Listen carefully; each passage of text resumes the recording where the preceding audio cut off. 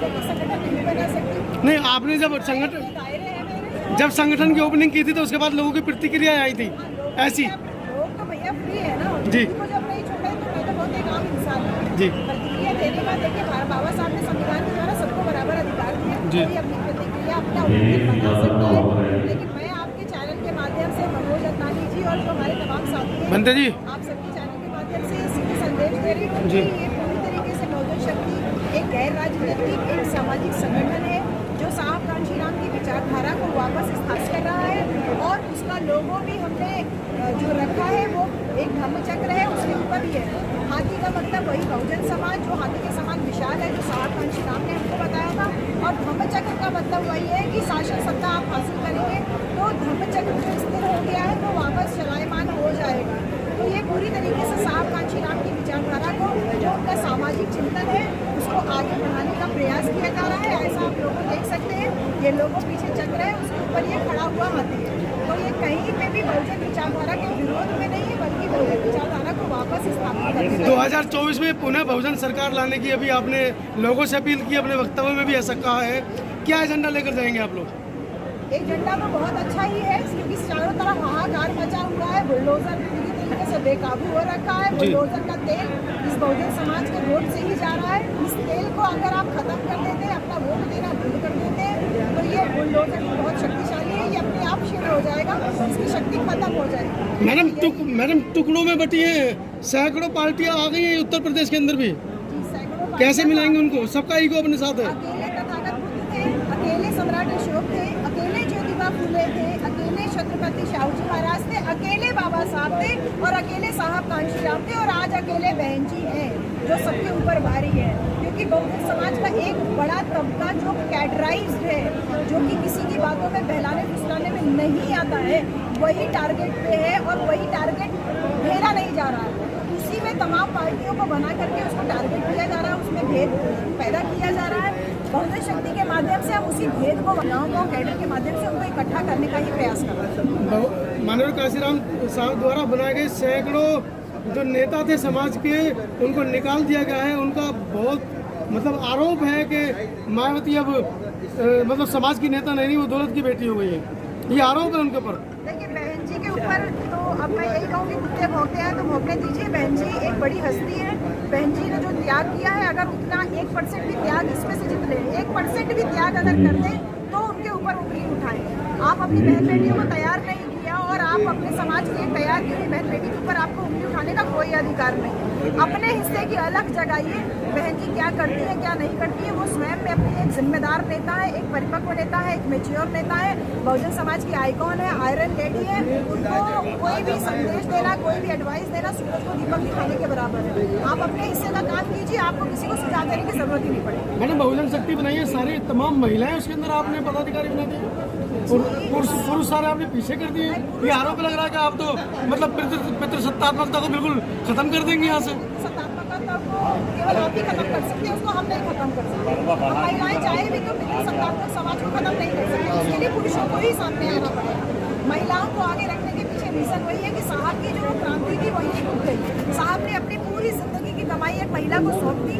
आज मुझे ये लगता है कि वो महिला अकेले है, तो उसके लिए हमें एक बहुत सारा महिलाओं का अगर एक इकट्ठा होता है समाज में एक कैडर तैयार करने के लिए, कैडर देने के लिए अगर तैयार होता है तो इसमें बहुजन समाज का ही लाभ है। तो इसमें किसी तरीके से कोई आपत्ति नहीं होनी चाहिए, क्योंकि आदमी आदमी को समझा रहा है, आदमी औरत को समझा रहा है, तो औरत का पेन आदमी कैसे समझ सकता है? औरत तो आदमी तो वैसा ही है ना, कुएं के वर्ज पे खड़ा हुआ है, कुएं की दहलीज पे खड़ा हुआ है और सोच रहा है कि वो डूबने वाले के पेन को महसूस करने की कोशिश कर रहा है। और हम औरतें हैं जो कुएं के अंदर डूब रही हैं, तो हम बेहतर उसकी पेन को महसूस कर सकते हैं ना। तो औरतों को फ्रंट पे रखने का यही उद्देश्य है।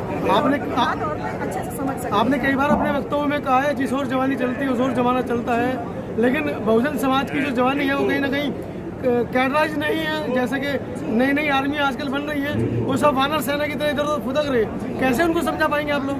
बिल्कुल समझाएंगे। देखिए ये एक पीढ़ी का काम नहीं है, हमारे महापुरुष लगातार काम करते रहे हैं, सदियों का काम है ये। और सदियों का काम एक व्यक्ति कोई ठीक से कर जाता है तो उसका असर दिखने लगता है। तो वैसे ही हम भी लगातार काम कर रहे हैं।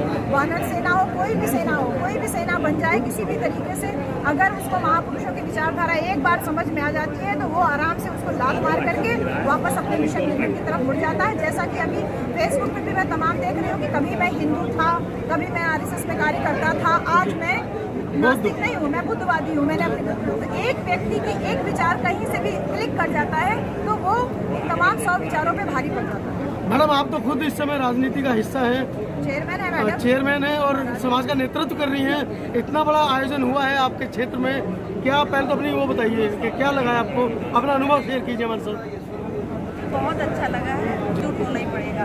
चाहे वो समाजवादी पार्टी हो, चाहे वो बहुजन समाज पार्टी हो, चाहे मैडम की संगठन जो मैम बना रही है उसका है, तो सारे लोग जब मिलकर कार्य करेंगे तभी ये बुलडोजर को हटाएंगे। मैडम, आपको नहीं लगता हिंदू राष्ट्र की परिकल्पना इस प्रदेश के मुख्यमंत्री कर रहे हैं और उन्हीं के गढ़ में आप एक सप्ताह में 2 बूथ सम्मेलन कर देते हैं, डर नहीं लगा? जी नहीं, डर किस बात का? एक सप्ताह में 2 बूथ सम्मेलन और हजारों की संख्या में लोग आए हैं।